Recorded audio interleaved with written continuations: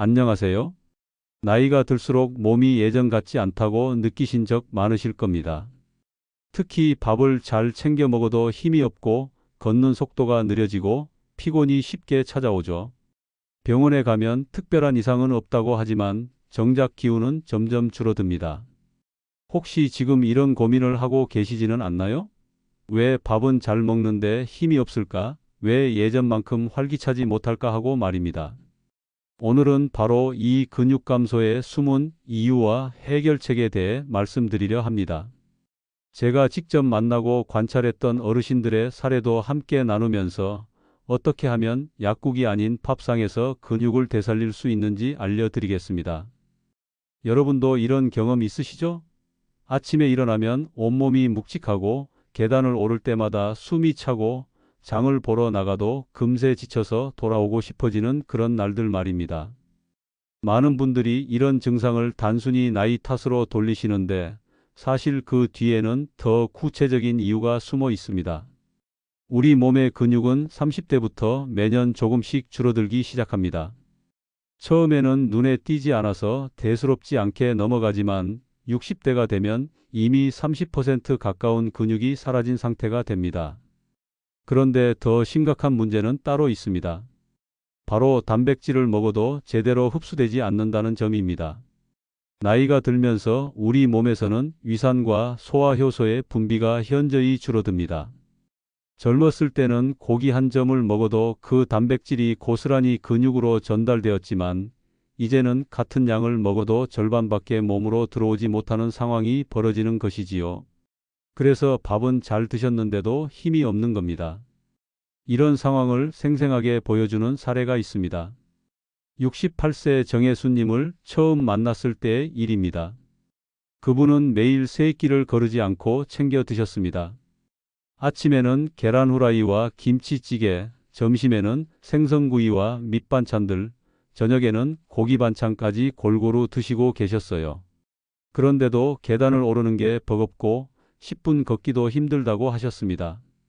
처음에는 혹시 숨은 질병이 있나 싶어서 병원 검사를 받으셨는데 결과는 모두 정상이었습니다. 혈압도 괜찮고 혈당도 정상 범위였어요. 그런데 왜 이렇게 기운이 없을까요?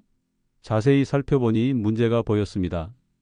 그분이 드시는 음식의 양은 충분했지만 실제로 근육으로 전달되는 단백질의 양은 부족했던 겁니다. 그분의 하루 식단을 분석해 보니 단백질 섭취량 자체는 60g 정도로 나쁘지 않았습니다. 하지만 나이가 들면서 약해진 소화 기능 때문에 실제로는 그 절반도 제대로 활용되지 못하고 있었어요. 게다가 함께 드시는 음식들 중에는 단백질 흡수를 방해하는 것들도 있었습니다. 예를 들어 식사 후 바로 마시는 커피나 녹차 같은 것들이 그랬죠. 이런 상황에서는 아무리 많이 먹어도 근본적인 해결이 되지 않습니다. 오히려 소화 부담만 늘어날 뿐이에요. 그래서 정혜수님에게는 다른 접근이 필요했습니다.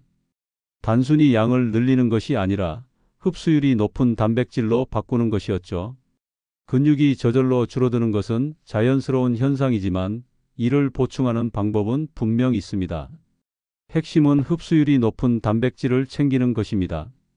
같은 양을 먹어도 몸에서 실제로 활용할 수 있는 단백질이 많아야 근육도 다시 살아날 수 있거든요. 여러분도 혹시 힘이 빠지는 게 단순히 나이 탓이라고만 여기고 계시지는 않나요? 그렇다면 지금 드시는 단백질이 몸에 얼마나 흡수되고 있는지부터 점검해 보셔야 합니다. 이것이 근육을 되살리는 첫 번째 단계입니다. 그렇다면 이제 구체적으로 얼마나 많은 단백질이 필요한지 알아보겠습니다. 많은 분들이 고기나 계란 몇 개 먹으면 되지 않나? 라고 생각하십니다.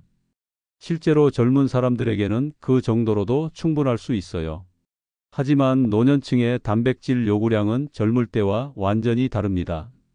의학적으로 권장되는 기준을 보면 50대 이후에는 체중 1kg당 1.5g의 단백질이 필요합니다. 만약 60kg 어르신이라면 하루에 90g이 필요한 거죠. 이를 계란으로 환산하면 무려 12개에 해당하는 양입니다. 생각보다 많지 않나요? 그런데 여기서 끝이 아닙니다. 앞서 말씀드린 것처럼 소화력이 약해지면 그 절반도 제대로 쓰이지 못합니다. 결국 실제로는 더 많은 양이 필요하다는 뜻이에요. 하지만 무작정 많이 먹는 것도 능사가 아닙니다. 소화에 부담을 주면 오히려 역효과가 날 수 있거든요. 이런 딜레마를 잘 보여주는 사례가 있습니다. 72세 김도현님의 경우였는데 그분은 근육이 줄어든다는 얘기를 듣고 닭가슴살을 꾸준히 드셨습니다. 하루에 100g씩 거의 2달 동안 빼먹지 않고 드셨어요. 그런데도 늘 피곤하다고 하셨습니다. 김도현님을 처음 만났을 때 그분의 식단을 자세히 들여다봤습니다. 아침에는 닭가슴살 50g과 현미밥, 점심에는 또 닭가슴살 50g과 야채들, 저녁에는 생선이나 두부로 단백질을 보충하고 계셨어요. 계산해보니 하루 단백질 섭취량이 80g 정도였습니다. 양적으로는 부족하지 않았죠. 하지만 그분의 몸 상태를 살펴보니 문제가 보였습니다. 닭가슴살은 좋은 단백질이지만 소화가 쉽지 않은 식품이기도 합니다. 특히 나이가 든 분들에게는 더욱 그렇죠. 김도현 님도 식사 후마다 소화 불량을 겪고 계셨고 이 때문에 아무리 많이 드셔도 제대로 흡수되지 않고 있었던 겁니다. 게다가 닭가슴살만으로는 단백질 외에 다른 영양소가 부족했습니다. 근육을 만들려면 단백질뿐만 아니라 칼슘, 마그네슘, 아연 같은 미네랄도 필요한데 이런 것들이 골고루 들어있지 않으니 효과를 보기 어려웠던 거예요. 더 심각한 문제는 따로 있었습니다. 김도현님은 닭가슴살을 먹을 때마다 약간의 스트레스를 받고 계셨어요. 맛이 없고 질기니까 억지로 드시는 느낌이었죠. 이런 스트레스는 소화를 더욱 방해합니다. 우리 몸은 스트레스를 받으면 소화효소 분비가 줄어들거든요. 결국 김도현님에게는 다른 방법이 필요했습니다. 양도 중요하지만 질이 더 중요하다는 걸 깨달았죠. 소화하기 쉽고 흡수율이 높으면서 동시에 맛도 좋아서 스트레스 없이 드실 수 있는 단백질 식품을 찾아야 했습니다. 그래서 김도현님의 식단을 바꿔드렸습니다. 닭가슴살 대신 황태와 건새우, 검은 콩을 중심으로 한 메뉴로 말이에요. 이런 식품들은 단백질 함량도 높지만 소화하기도 쉽고 다른 영양소도 풍부하게 들어있거든요. 변화는 빠르게 나타났습니다.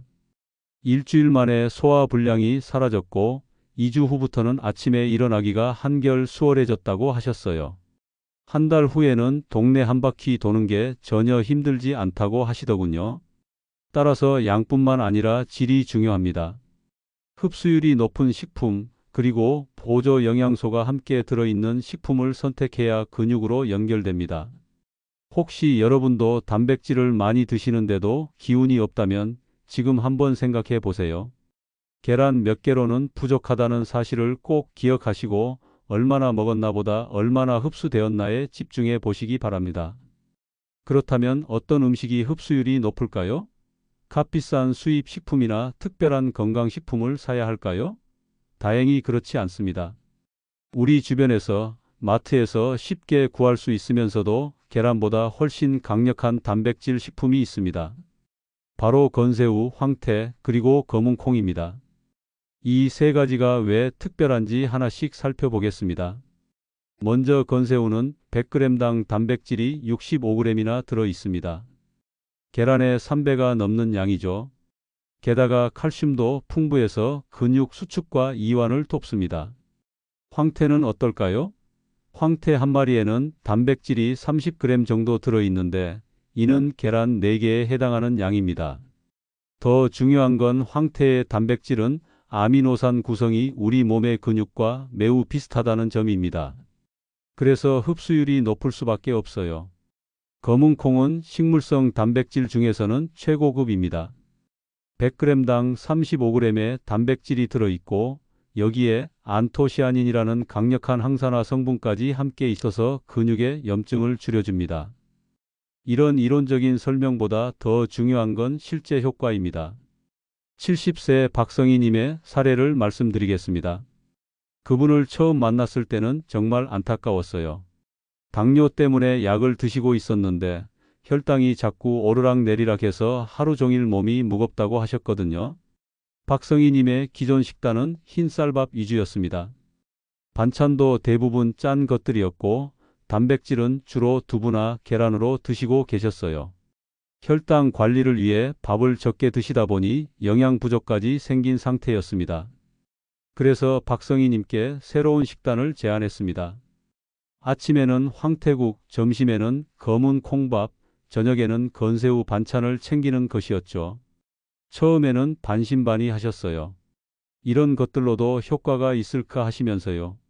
하지만 변화는 생각보다 빨랐습니다. 첫 주에는 별다른 변화가 없었지만 둘째 주부터 달라지기 시작했어요. 아침에 일어날 때 몸이 한결 가볍다고 하셨습니다. 그리고 점심 식사 후에도 졸음이 오지 않는다고 하시더군요. 한 달 후 병원에서 검사를 받으셨는데 결과가 놀라웠습니다. 혈당이 안정되어 있었고 근육량도 조금씩 늘어나고 있었어요.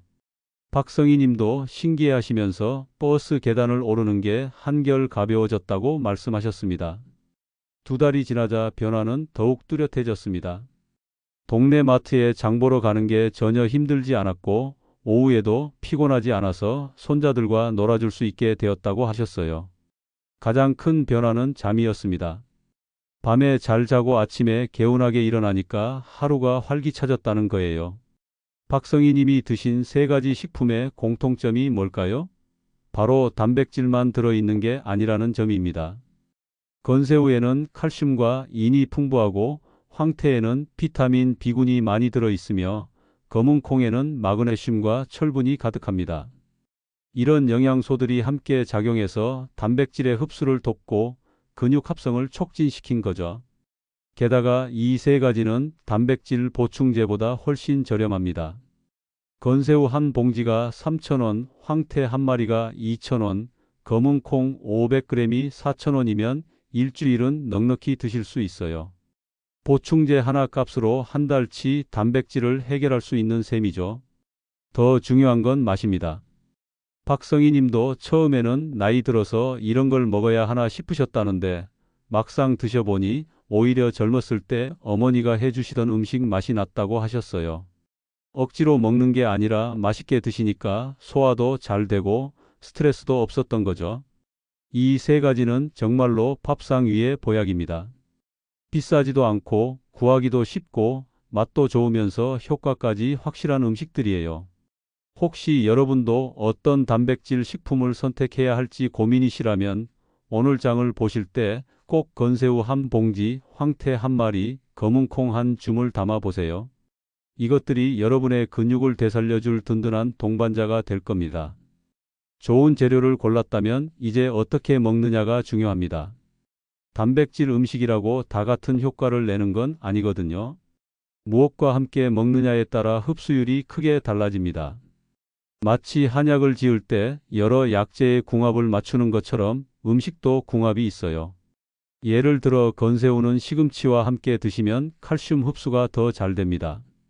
시금치에 들어있는 비타민 K가 칼슘이 뼈와 근육으로 가는 걸 도와주거든요.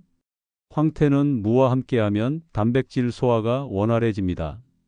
무에 있는 소화 효소가 황태의 단백질을 더 잘게 분해해주는 거죠. 검은 콩은 어떨까요? 들기름과 만나면 항염 효과가 오래갑니다. 검은 콩에 안토시아닌과 들기름에 오메가3가 만나서 근육의 염증을 줄이고 회복을 돕는 거예요. 이런 게 바로 음식의 시너지 효과입니다. 반대로 피해야 할 조합도 있습니다. 두부와 시금치를 함께 드시면 칼슘 흡수가 방해됩니다. 시금치의 옥살산이 두부의 칼슘과 결합해서 몸 밖으로 빠져나가 버리거든요. 또 단백질 음식과 커피를 같이 드시면 흡수가 떨어집니다. 카페인이 소화를 방해하기 때문이에요. 이런 궁합의 중요성을 잘 보여주는 사례가 있습니다. 66세 윤태호님의 경우인데 그분은 건강에 관심이 많으셔서 이것저것 챙겨 드시고 계셨어요. 하지만 정작 기운은 계속 빠지고 계셨습니다. 윤태호님을 처음 만났을 때 그분의 하루 식단을 자세히 들어봤습니다. 아침에는 두부 시금치국과 현미밥, 점심에는 닭가슴살 샐러드와 아메리카노, 저녁에는 연어구이와 브로콜리를 드시고 계셨어요. 언뜻 보기에는 완벽한 건강식단 같았습니다. 하지만 자세히 살펴보니 문제가 보였습니다. 먼저 아침에 두부 시금치국이었어요. 두부의 단백질도 좋고 시금치의 철분도 좋지만 이 둘이 만나면 서로의 영양소 흡수를 방해합니다. 점심에 닭가슴살과 커피도 마찬가지였어요. 단백질을 먹자마자 카페인을 섭취하면 소화가 어려워지거든요. 저녁에 연어와 브로콜리는 나쁘지 않은 조합이었지만 하루 종일 잘못된 조합으로 드신 음식들 때문에 영양소 흡수율이 떨어져 있는 상태였습니다. 게다가 윤태호님은 식사 중간중간에 물을 많이 드셨는데 이것도 소화액을 희석시켜서 소화를 방해했어요. 이런 상황에서는 아무리 좋은 음식을 먹어도 효과를 보기 어렵습니다. 그래서 윤태호님께 새로운 식단을 제안했습니다. 아침에는 황태무국, 점심에는 검은 콩나물, 저녁에는 건새우 시금치 무침으로 바꾸는 거였죠. 처음에는 이런 소박한 음식들로도 효과가 있을까 하셨지만 결과는 놀라웠습니다. 일주일 만에 아침에 일어나는 게 한결 수월해졌다고 하셨어요. 그리고 점심 후에 오던 나른함이 사라졌다고 하시더군요. 한 달 후에는 더 큰 변화가 나타났습니다. 오후에도 피곤하지 않아서 취미 활동을 다시 시작할 수 있게 되었어요. 윤태호님은 젊었을 때 등산을 좋아하셨는데 체력이 떨어져서 몇 년째 못 가고 계셨거든요. 그런데 이제는 동네 뒷산 정도는 거뜬히 오르실 수 있게 되었다고 하셨습니다. 가장 인상 깊었던 건 윤태호님의 표정 변화였어요. 처음 만났을 때는 항상 피곤해 보이셨는데 한 달 후에는 눈에 생기가 돌고 목소리도 한결 힘차졌거든요. 그분 스스로도 거울을 보니 얼굴색이 좋아졌다고 말씀하셨습니다. 이런 변화가 가능했던 건 바로 음식의 궁합 때문입니다. 황태와 무가 만나서 소화를 돕고 검은 콩과 나물이 만나서 항염 효과를 내고 건새우와 시금치가 만나서 칼슘 흡수를 높인 거죠. 같은 영양소라도 어떻게 조합하느냐에 따라 효과가 완전히 달라집니다. 결국 중요한 건 궁합입니다. 같은 음식을 먹어도 조합에 따라 약이 될 수도 독이 될 수도 있어요. 좋은 재료만 고르는 것도 중요하지만 그것들을 어떻게 조화롭게 먹느냐가 더 중요할 수 있습니다. 혹시 여러분도 좋은 음식을 드시는데도 효과를 못 보고 계시다면 한번 궁합을 살펴보세요. 오늘 식탁에는 황태와 무, 건새우와 시금치, 검은 콩과 들기름 같은 좋은 짝을 꼭 올려보시기 바랍니다. 이제 많은 분들이 이런 궁금함을 가지실 겁니다. 좋은 건 알겠는데 언제쯤 효과를 볼 수 있나요? 솔직히 말씀드리면 근육은 하루아침에 늘지 않습니다. 하지만 제대로 실천하시면 2주만 지나도 분명한 변화를 느낄 수 있어요. 이게 어떻게 가능한지 설명해 드리겠습니다. 우리 몸은 생각보다 빠르게 반응합니다. 좋은 단백질이 들어오면 일주일 안에 혈액 내 아미노산 농도가 높아지고 2주일 후부터는 근육 합성이 활발해지기 시작해요. 물론 눈에 보이는 근육량 증가는 더 오래 걸리지만 체감하는 활력은 훨씬 빨리 느낄 수 있습니다. 이런 변화를 생생하게 보여주는 사례가 있습니다. 75세 이영호님의 경우인데 그분은 정말 절망적인 상태에서 시작하셨어요. 몇 년 전 넘어지면서 허리를 다친 후로 움직이는 게 무서워져서 거의 집에만 계셨거든요. 이영호님을 처음 만났을 때의 모습이 지금도 생생합니다. 의자에서 일어나는 것도 힘들어 하셨고 화장실 가는 것조차 가족의 도움이 필요한 상태였어요. 그분은 이제 나이도 많은데 뭘 해봐야 소용없다고 체념하고 계셨습니다. 하지만 가족분들의 간곡한 부탁으로 식단 개선을 시작하게 되었어요. 아침에는 황태죽, 점심에는 검은 콩밥, 저녁에는 건새우 요리를 2주간 실천하기로 했습니다. 처음에는 이영호 님도 반신반의하셨지만 가족들이 정성스럽게 해주시는 음식이라 드시기 시작했죠. 첫 주는 별다른 변화가 없었습니다. 오히려 이영호 님은 역시 소용없다고 하시면서 포기하려 하셨어요. 하지만 가족들이 일주일만 더 해보자고 설득했습니다. 다행히 둘째 주부터 조금씩 달라지기 시작했어요. 열흘째 되는 날 이영호 님이 혼자 화장실에 다녀오셨다고 했어요. 별것 아닌 것 같지만 그분에게는 큰 변화였죠. 그리고 그날 저녁 거실을 혼자서 걸어서 한 바퀴 도셨다고 합니다. 가족들도 깜짝 놀라셨어요. 14일째에는 더 놀라운 일이 일어났습니다. 이영호 님이 아침에 혼자 일어나셔서 마당에 나가 물을 주셨다는 거예요. 몇 개월 만에 처음으로 밖으로 나간 거였습니다. 그분은 아침에 일어나는 몸이 가벼워졌다고 말씀하셨어요. 2주가 지나고 나서 이영호 님의 변화는 더욱 뚜렷해졌습니다.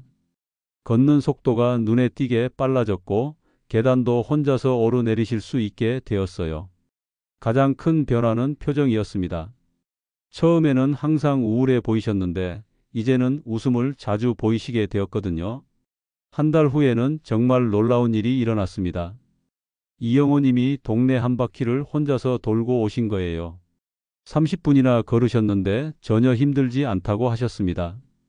그분은 10년 전 몸이 돌아온 것 같다고 말씀하시며 눈물을 글썽이셨어요. 이런 변화가 어떻게 가능했을까요? 이영호 님이 드신 식단을 분석해 보니 답이 보였습니다. 황태죽은 소화하기 쉬우면서도 고품질 단백질을 공급했고, 검은 콩밥은 근육 염증을 줄여주었으며, 건새우 요리는 칼슘과 함께 근력을 높여주었어요. 특히 중요했던 건 2주라는 기간이었습니다. 1주차에는 소화와 기초 체력 회복에 집중하고 2주차에는 근육 합성을 가속화하는 식단을 실천한 거죠. 이영호 님의 몸도 이 리듬에 맞춰 점진적으로 회복되었던 겁니다. 물론 모든 분이 이영호 님과 같은 극적인 변화를 경험하시는 건 아닙니다. 하지만 확실한 건 2주만 제대로 실천하셔도 뭔가 달라진다는 점입니다. 아침에 일어나는 게 수월해지고 걷는 속도가 빨라지고 피곤함이 줄어드는 변화는 누구나 느낄 수 있어요. 중요한 건 포기하지 않는 것입니다. 첫 주에 변화가 없다고 해서 그만두시면 안 돼요. 우리 몸은 보수적이라서 변화를 받아들이는데 시간이 걸립니다. 하지만 일단 받아들이기 시작하면 생각보다 빠르게 좋아집니다. 혹시 지금 힘이 없어서 고민이시라면 2주만 투자해 보세요. 하루 한 끼만이라도 건새우, 황태, 검은 콩을 꼭 챙겨 드시면 됩니다. 단 2주만 꾸준히 하셔도 몸이 달라지는 걸 직접 느끼실 겁니다. 그 변화가 여러분의 남은 인생을 바꿀 수도 있어요. 오늘 말씀드린 내용을 다시 한번 정리해 보겠습니다. 나이가 들면서 근육이 줄어드는 건 자연스러운 일이지만 그냥 받아들일 필요는 없습니다. 문제는 단순히 단백질 부족이 아니라 흡수되지 않는 단백질에 있었어요. 해답은 의외로 가까운 곳에 있었습니다. 건새우, 황태, 검은 콩. 이 세 가지만 제대로 활용하셔도 충분합니다. 비싸지도 않고 구하기도 쉽고 맛도 좋으면서 효과까지 확실한 음식들이죠. 더 중요한 건 궁합입니다. 건새우는 시금치와 황태는 무와 검은 콩은 들기름과 함께 드시면 효과가 배가 됩니다. 이런 작은 지혜들이 모여서 여러분의 근육을 되살려 줄 거예요. 그리고 2주만 참으세요. 첫 주에 변화가 없어도 포기하지 마시고 둘째 주까지는 꾸준히 실천해 보시기 바랍니다. 그 2주가 여러분의 인생을 바꿀 수 있습니다. 오늘 이 영상을 보신 것도 인연입니다. 내일부터 장을 보실 때 건새우 한 봉지, 황태 한 마리, 검은 콩 한 줌을 꼭 담아 보세요. 그리고 2주 후에 달라진 여러분의 모습을 확인해 보시기 바랍니다. 약국보다 밥상이 먼저라는 말을 꼭 기억해 주세요. 여러분의 근육과 활력은 분명 달라질 겁니다. 꾸준히 실천하시면 10년 전의 기운을 되찾으실 수 있어요. 여러분의 건강한 노후, 지금 이 자리에서 시작해 보시기 바랍니다. 감사합니다.